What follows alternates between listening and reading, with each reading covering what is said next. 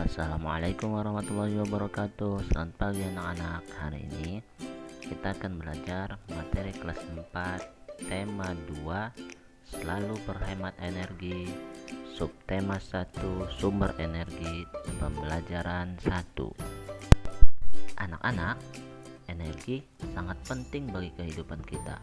Semua makhluk hidup membutuhkan energi. Tahukah kamu sumber-sumber energi yang ada? Yuk kita pelajari. Matahari memiliki peran yang besar dalam kehidupan karena merupakan sumber energi terbesar di bumi. Panas matahari berpengaruh terhadap aktivitas manusia dan makhluk hidup lainnya di bumi. Coba anak-anak perhatikan gambar berikut. Kita lihat peran matahari di sini sangat banyak. Pertama, untuk menjemur pakaian.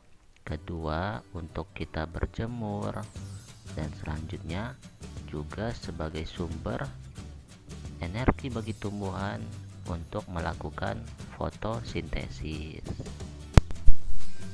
Anak-anak, di sini ada beberapa peran atau manfaat matahari bagi kehidupan kita. Yang pertama, karena bumi berputar pada porosnya, maka matahari berperan membuat terjadinya pergantian waktu antara siang dan malam. Yang kedua, saat bumi melakukan revolusi, matahari mengakibatkan terjadinya 4 musim di belahan bumi utara dan selatan, yaitu musim panas, musim gugur, musim dingin, dan musim semi. Sedangkan Indonesia mendapat 2 pergantian musim, yaitu musim panas dan musim penghujan. Nah, kemudian yang ketiga, peran matahari di sini adalah berperan untuk siklus atau perputaran air hingga terjadinya perubahan cuaca, baik itu mendung, panas, atau hujan. Nah, jadi ketika hujan ini siklus perputaran airnya matahari berperan untuk membuat air laut menguap, kemudian membentuk awan dan terjadinya hujan. Yang keempat, cahaya matahari pagi membantu proses terjadinya vitamin D yang bagus bagi tubuh kita dan sangat bagus untuk pertumbuhan tulang. Nah, jadi anak-anak yang masih kecil juga diusahakan untuk berjemur di pagi hari agar membentuk tulangnya menjadi sangat kuat. Kemudian peran matahari yang kelima adalah untuk membantu proses fotosintesis. Nah, di mana fotosintesis ini anak-anak, ini adalah proses bagi tumbuhan menyerap energi matahari untuk membuat makanan. Jadi tumbuhan membuat makanan dibantu oleh cahaya matahari. Dan tumbuhan di sini membuat cadangan makanan untuk dirinya, sehingga tumbuhan bisa berkembang bagus, subur, dan baik, yang akhirnya nanti dimanfaatkan untuk makanan hewan dan juga kita sebagai manusia untuk memakan tumbuhan tersebut. Kemudian perannya yang keenam adalah pada panas matahari membuat perbedaan suhu udara yang memicu terjadinya angin. Kemudian yang ketujuh, proses matahari atau panas matahari mengakibatkan air laut menguap. Gitu ya. Tadi dari panas matahari laut bisa menguap, yang dari uap laut ini bisa dimanfaatkan untuk pembuatan garam. Kemudian yang kedelapan, cahaya dan panas matahari bisa digunakan sebagai sumber energi pada panel surya. Nah, jadi biasanya panel-panel surya ditempatkan di atap rumah, kemudian dari hasil cahaya dan panas matahari ini akan dirubah menjadi energi listrik. Nah, itu beberapa peran dan manfaat matahari bagi kehidupan kita. Sumber energi apa yang membuat bumi menjadi hangat? Nah, Benny ingin membuktikan bahwa panas matahari sebagai sumber energi yang penting untuk kelangsungan makhluk hidup. Ayo kita bantu Benny untuk membuktikannya dengan melakukan percobaan berikut.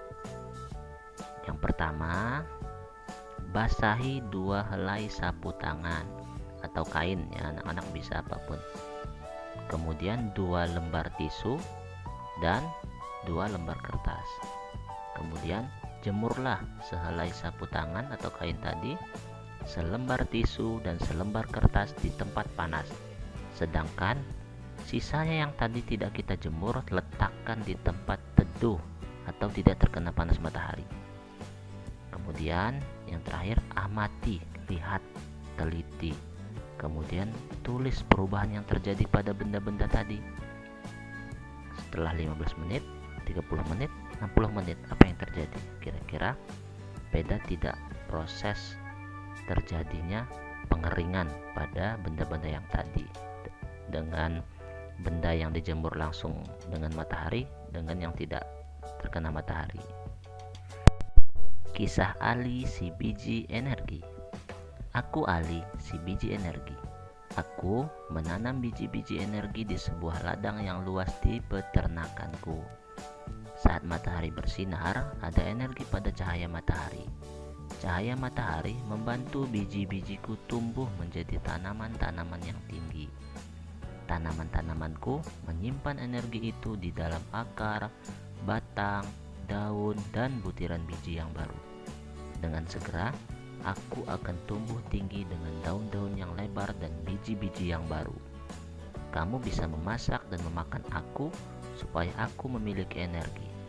Energi itu akan membantumu tumbuh, bergerak, dan berpikir. Aku juga memberi makan hewan-hewan ternak dengan beberapa bagian dari tubuhku sehingga mereka tumbuh besar dan sehat. Nah, jadi anak-anak, dari cerita ini bahwa tumbuh-tumbuhan itu, atau bisa dicontohkan di sini adalah jagung, dia proses tumbuhnya adalah dari cahaya matahari.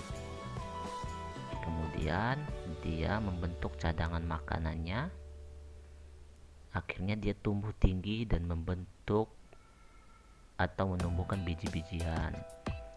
Nah, dari cahaya tadi disimpanlah dalam akar, batang, daun, dan butiran biji. Ketika ini telah tumbuh besar dan siap dipanen, maka bisa dimanfaatkan oleh manusia untuk makan, untuk hewan-hewan yang lain. Ketika kita makan pun kita mendapatkan vitamin dari tumbuhan itu untuk kita berpikir, bergerak, dan tumbuh. Energi panas matahari adalah salah satu sumber daya alam yang melimpah. Tumbuhan seperti jagung juga merupakan sumber daya alam yang harus dibudidayakan. Sumber daya alam tersebut diberikan Tuhan untuk umat manusia. Sebagai sumber daya alam, jagung banyak dimanfaatkan oleh penduduk Indonesia. Salah satunya adalah dengan mengolah dan menjualnya. Coba anak-anak perhatikan gambarnya. Di situ jagung diolah menjadi jagung bakar untuk dijual, kemudian menghasilkan uang dari jagung tadi. Banyak jenis dari jagung bisa dimanfaatkan sebagai jual atau langsung dimakan begitu. Indonesia memiliki sumber daya alam yang berlimpah. Disebut sumber daya alam karena berasal dari alam. Penduduk Indonesia dapat menikmati sumber daya alam tersebut untuk memenuhi kebutuhannya. Laut Indonesia terkenal karena ikannya. Lahan yang subur menghasilkan padi, jagung, serta tumbuhan lainnya yang sangat berguna bagi penduduk. Gas bumi, minyak, serta logam banyak memberikan manfaat bagi masyarakat. Sumber daya alam terbagi dua. Sumber daya alam yang dapat diperbaharui dan sumber daya alam yang tidak dapat diperbaharui. Sebagai anak Indonesia, kamu harus tahu apa yang termasuk ke dalam keduanya dan apa dampaknya apabila kekurangan keduanya. Penggunaan sumber daya alam berlebihan akan mempengaruhi kehidupan manusia. Kita harus menghemat penggunaannya. Sumber daya alam yang dapat diperbaharui misalnya tumbuhan, hewan, sinar matahari, angin, dan air. Sumber tersebut termasuk kelompok sumber daya alam yang dapat diperbaharui karena terus tersedia dan dapat kita kelola untuk kita perbanyak jumlahnya. Jumlah sumber daya alam ini sangat berlimpah. Agar sumber daya alam ini tetap tersedia, kita harus menggunakannya dengan bijak dan melestarikannya. Sumber daya alam ini sangat penting untuk dijaga keberadaannya. Nah, jadi anak-anak, di sini sumber daya alam yang dapat diperbaharui artinya adalah sumber daya alam yang dapat kita kelola dan akan terus ada, seperti tumbuhan, banyak sekali tumbuhan, hewan, angin, air, sinar matahari. Nah, ini bisa kita kelola dengan kita menanam tumbuhan atau beternak hewan. Nah, ini akan terus dapat terus ada. Tetapi ini akan ada ketika kita bijak menggunakannya, bijak mengelola tumbuhan. Ketika kita memanfaatkan tumbuhan, misalkan untuk membuat kertas atau untuk kita makan, kita harus siap untuk menanam kembali agar tumbuhan tidak habis dan bisa kita kelola kembali. Minyak bumi, emas, besi, dan berbagai tambang termasuk ke dalam kelompok sumber daya alam tidak dapat diperbaharui. Mengapa demikian? Karena jumlahnya sangat terbatas. Untuk menghasilkan minyak bumi diperlukan waktu yang sangat lama. Oleh sebab itu, kita harus hemat menggunakan sumber daya alam ini. Nah, untuk jenis yang sumber daya alam yang tidak dapat diperbaharui di sini, anak-anak, kenapa susah? Karena ini jumlahnya terbatas.